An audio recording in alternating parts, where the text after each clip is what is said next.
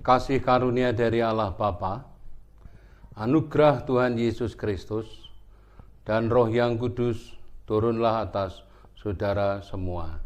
Amin. Jemaat murid Kristus, pagi hari ini kita akan belajar firman Tuhan dengan tema saksi yang berkuasa. Untuk itu kita akan berdoa sejenak. Ya Tuhan Roh Kudus, urapilah hamba-Mu, urapilah firman-Mu yang tertulis, dan melalui pemberitaan hamba-Mu ini, wahyukanlah Sang Yesus, Sang Logos firman yang hidup, supaya memberi kehidupan kepada para pendengar, para pemirsa, dan para umat-Mu yang mendengarkan dan melihat. Biarlah Tuhan pakai hamba-Mu menjadi media ilahi-Mu untuk menyalurkan kuasa kerajaan-Mu. Di dalam nama Yesus Kristus Tuhan, kami berdoa. Amin.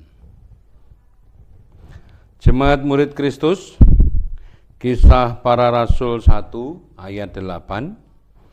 Tetapi kamu akan menerima kuasa kalau Roh Kudus turun ke atas kamu, dan kamu akan menjadi saksiku di Yerusalem dan di seluruh Yudea dan Samaria dan sampai ke ujung bumi. Pusat dari pemberitaan kitab suci Perjanjian Lama adalah nubuat datangnya kerajaan Allah melalui Yesus Kristus, Anak Allah, Mesias. Pusat pemberitaan Perjanjian Baru adalah penggenapan nubuat Perjanjian Lama tentang genapnya kerajaan Allah, kerajaan mesianik, melalui datangnya Yesus Kristus yang mati, dikuburkan, dan bangkit ke surga. Maka berikutnya sejarah kerajaan Allah bergerak dalam dinamika Roh Kudus melalui para murid setelah Tuhan Yesus naik ke surga. Itu sebabnya jemaat murid Kristus, hari ini kita akan membahas kuasa Roh Kudus yang memberi kuasa kepada para murid untuk bersaksi.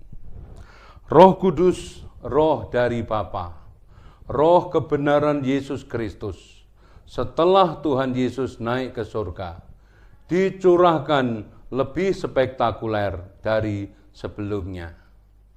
Pencurahan Roh Kudus, kuasa Allah terhadap para murid dimanifestasikan dalam bentuk lidah-lidah api yang menyala kepada para murid yang sedang berhimpun dan berdoa.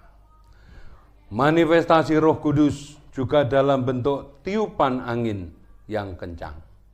Roh Kudus dalam tiupan angin dan lidah-lidah api memanifestasikan, menyatakan kehadiran Allah Bapa, kehadiran penyertaan Tuhan Yesus dan Roh Kudus sendiri yang dicurahkan, kehadiran Allah yang hidup di tengah-tengah manusia. Di Perjanjian Lama, kehadiran Tuhan juga ditandai dengan api dan angin. Misalnya di dalam peristiwa Nabi Elia, maka kehadiran Tuhan ditandai dengan angin sepoi-sepoi yang menghampiri Elia. Nah, jemaat murid Kristus, namun demikian kehadiran lidah api dan tiupan angin kencang sepanjang sejarah gereja terjadi di Pentakosta, kalau toh ada terjadi di tempat lain berikutnya dalam bentuk demonstrasi jasmaniah yang bisa dilihat, dirasa dalam bentuk api dan lidah api dan juga angin yang bertiup, mungkin hanya di zaman para rasul, setelah itu mungkin ada di tempat-tempat lain, tetapi Alkitab tidak mencatat dan sangat jarang. Nah, karena memang pekerjaan Roh Kudus berikutnya nampak di dalam para rasul adalah dalam bentuk kesaksian mereka yang disertai Tuhan, dalam bentuk pertumbuhan gereja, dalam bentuk pertumbuhan gereja. Nah, maka Roh Kudus di dalam para murid berikutnya adalah menimbulkan pertumbuhan gereja. Kisah Rasul pasal 4 misalnya ayat 32. Adapun kumpulan orang yang telah percaya itu, mereka sehati sejiwa dan tidak seorang pun yang berkata bahwa sesuatu itu kepunyaannya adalah miliknya sendiri, tetapi segala sesuatu adalah kepunyaan mereka bersama. Kisah 4 ayat 33, dan dengan kuasa yang besar rasul-rasul memberi kesaksian tentang kebangkitan Tuhan Yesus, dan mereka semua hidup dalam kasih karunia yang berlimpah-limpah. Kisah Rasul 5 ayat 12 misalnya, dan oleh rasul-rasul diadakan banyak tanda mujizat di antara orang banyak. Semua orang percaya selalu berkumpul di Serambi Salomo dalam persekutuan yang erat. Kisah 5 ayat 14, dan makin lama makin bertambah jumlah orang yang percaya kepada Tuhan, baik laki-laki maupun perempuan. Roh Kudus selanjutnya bekerja di dalam dan melalui para murid, bukan lagi dalam bentuk demonstrasi secara fisik, jasmaniah, tiupan angin yang kencang, dan lidah-lidah api, tetapi Roh Kudus hidup bermanifestasi di dalam para rasul melalui bentuk-bentuk karya kebangunan rohani, melalui bentuk-bentuk karya pertumbuhan gereja. Nah, jemaat murid Kristus, pada waktu kisah di Perjanjian Lama, kitab Kejadian, Roh Allah melayang-layang di udara, karena bumi masih kosong dan belum berbentuk. Demikianlah di dalam Perjanjian Baru sama. Roh Kudus belum banyak bekerja, belum banyak bermanifestasi. Maka Roh Kudus sebenarnya tidak bekerja di ruang hampa, di ruang yang kosong. Roh Kudus, roh dari Bapa, roh kebenaran Yesus butuh media untuk menyalurkan kuasanya, beratraksi dan berkarya di bumi. Medianya adalah murid-murid yang terlatih. Maka Tuhan Yesus sebelum naik ke surga, ia menyelesaikan tugas penebusan. Sepanjang tugas pelayanan penebusan itu pula, ia merekrut 12 murid yang ternyata tinggal 11. Ada banyak orang yang mengikut Yesus sebenarnya. Ada ribuan orang yang berkerumun dengan penasaran, mencari tahu, ingin melihat, mendengar siapa Yesus dan apa yang Yesus katakan. Bahkan dari ribuan itu ada juga ribuan yang sempat percaya bahwa Yesus Mesias, Yesus Tuhan. Namun mereka hanya penasaran, atau toh kalau percaya, hanya percaya. Kalau yang mau dimuridkan, setidaknya Alkitab mencatat 70 orang. Setelah itu yang 70 orang tidak ada lagi di catatan. Kembali kepada 12 orang yang setia, sepenuh hidup mengabdi, mengikut Yesus seluruh hidupnya. Itu pun yang satu gagal, Yudas gagal, tinggal 11 orang. Maka 11 orang pilihan yang jatuh bangun dalam kelemahan, dalam banyak hal, pecundang yang jatuh bangun. Tetapi mereka dilatih oleh Yesus, diajari oleh Yesus, sehingga mereka disiapkan untuk penyambutan lawatan curahan Roh Kudus melalui lidah-lidah api, tiupan angin itu. Roh Kudus tidak bekerja di ruang hampa, melainkan bertiup kepada para murid. Lidah-lidah api tidak bergentayangan di udara, melainkan hinggap di dalam tubuh para murid.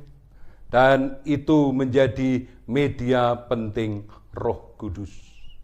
Jadi pelajarannya, Yesus menyiapkan kemuritan, menyiapkan latihan kemuritan, menyiapkan latihan sumber daya. Ribuan orang yang mengikut, ribuan yang percaya, 70 saja yang mau dilatih dimuridkan. Itu pun gagal, hanya 12, itu pun tinggal 11 orang. Nah, inilah sumber daya yang disiapkan, itu pun mereka banyak gagal dan kelemahan. Namun demikian, orang ini sudah dimuridkan, dilatih dalam 5 dimensi. Aspek yang akan dipakai Roh Kudus untuk menjalankan kerajaan Allah ketika terjadi ketetapan Tuhan Bapa di surga, datangnya kerajaan Allah dalam dimensi Roh Kudus yang berkarya. Yang pertama, mereka disiapkan sumber daya batinnya, sikap hati hidup mereka untuk beribadah dan membentuk persekutuan kecil mereka untuk hidup mengibadah kepada Tuhan Allah. Dengan memberi diri, dengan menyangkal diri, pikul salib, ikut Tuhan sepenuhnya, semuanya, umurnya, dedikasinya, ibadah kepada Tuhan. Dan mereka membuat pertemuan ibadah. Nah, di situ latihannya. Roh Kudus menyala di sana. Angin Roh Kudus berhembus di sana. Yang kedua, mereka bersekutu, berafiliasi, membentuk jalinan hidup, bukan hanya pertemuan ibadah, tetapi satu sama lain menginvestasikan hidup bersama untuk didiami Roh Kudus, didiami Yesus, Raja Kerajaan Surga, dan membuat gerakan di bumi. Ini latihan yang kedua. Latihan yang ketiga adalah mereka dimuridkan, dibentuk karakternya, standar-standar kemuritan di dalam Kristus. Dan mereka juga akan dipakai memuridkan berikutnya oleh Roh Kudus. Yang ketiga, mereka diberi keterampilan pelayanan. Yang keempat maksud saya, diberi kemampuan untuk melayani yang sakit, mengusir setan, dan menyatakan kemuliaan Tuhan. Nah, yang kelima latihannya adalah latihan memberitakan kabar baik. Mereka pergi ke desa, dilatih oleh Tuhan. Nah, jemaat murid Kristus, Roh Kudus tidak bekerja di ruang yang hampa. Yesus siapkan gerakan kebangunan rohani sebelum Bapa mencurahkan rohnya, sebelum terjadi hembusan tiupan angin, sebelum terjadi lidah-lidah api dicurahkan. Tuhan sebelum naik ke surga, ia 3 tahun kurang lebih melatih hidup dalam ibadah, persekutuan, pemuritan, pelayanan, penginjilan. Nah, di sana ketika momen Tuhan datang, kesempatan Tuhan datang dan terjadi tiupan angin, terjadi hembusan api, disitulah para murid sudah siap mengerjakan tugas-tugasnya. Jemaat murid Kristus, hari ini kita belajar betapa hebat api Roh Kudus, lidah-lidah api Roh Kudus, hembusan angin yang dinyatakan Roh Kudus, terjadi demonstrasi secara fisik, nyata. Tetapi kemudian bergerak, berubah dalam bentuk karya melalui murid yang dilatih.